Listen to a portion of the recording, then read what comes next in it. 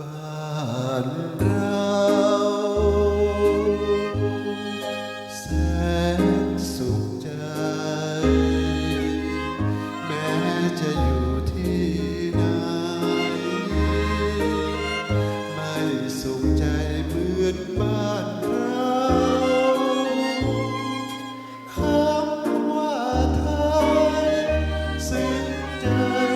เพราะใช่ทาสเขา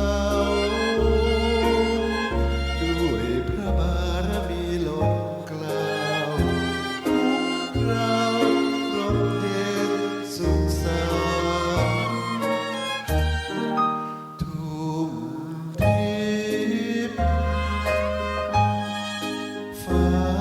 คลิบทองริ้วแดดส่องสดใส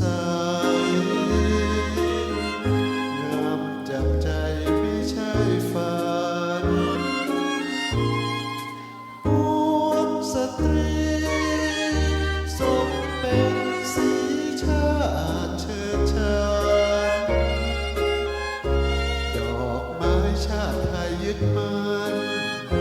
พบทุกวันระบือไกล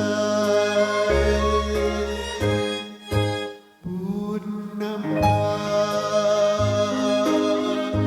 กลับมาถึงถิ่นสุ